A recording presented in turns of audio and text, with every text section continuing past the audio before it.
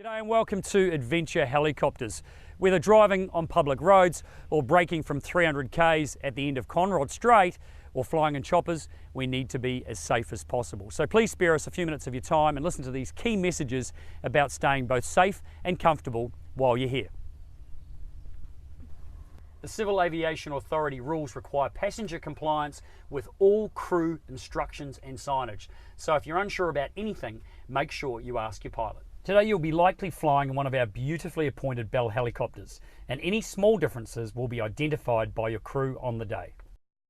We must approach and depart from the helicopter at the front between 10 o'clock and 2 o'clock, and only do so when guided by our crew. This keeps you clear of the main rotor blades and especially the tail rotor hazard at the back. Should you be loading with rotors turning, your crew will remind you of the safe zones and only approach when instructed. When approaching the helicopter, please walk, not run, and ensure any loose items such as hats, coats, bags are well secured. If you do lose something, please leave it for the crew.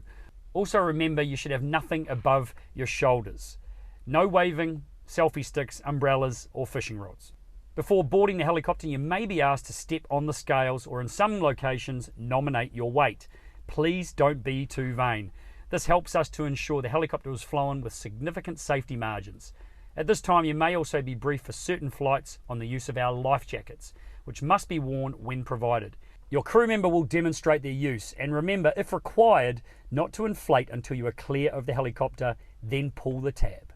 Now, you're welcome to use your mobile phones for taking video and plenty of pictures, but please, no phone calls while in flight. Now, smoking in and around our helicopters and inside our hangar is strictly prohibited, and that includes e-cigarettes and vaping.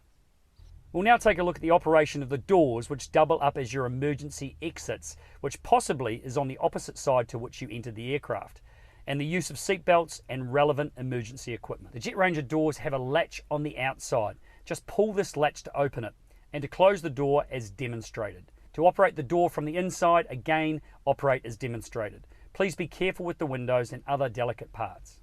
In the rear seats of the Jet Ranger, there is one lap belt per seat. These must be worn. If you get in the front seat, the crew will strap you in and explain how the 4-point harness works. Our new Bell 427 has handles much like a car. The rear doors are very large, so be very careful in windy conditions as they can act like a sail. The seats in the rear of the 427 all have 3-point restraints, like a car seat belt.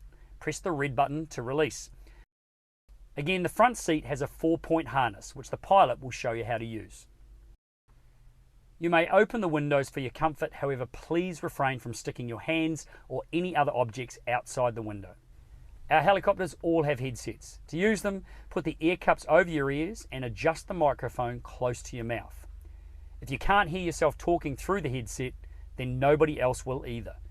These must be worn so you can hear both the commentary and instructions from your pilot. In the highly unlikely case of an emergency, your pilot may say, brace, brace, brace. You must immediately assume the brace position.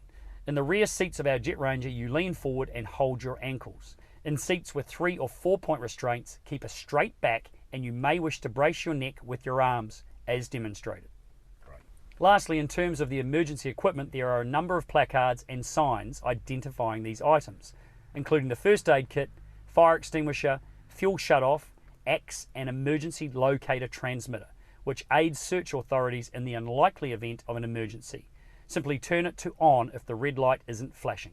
On a longer flight, if you do feel unwell, please let us know so we can crank up the air conditioning or perhaps even land to let you get some fresh air.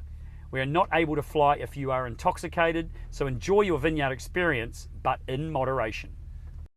Should you be required to load bags in or out, we will supervise this and direct you to the cargo compartments. Remember, there's no hurry. We hope you have a fantastic flight with us. So from all of the team here at Adventure Helicopters, thank you for choosing to fly with us.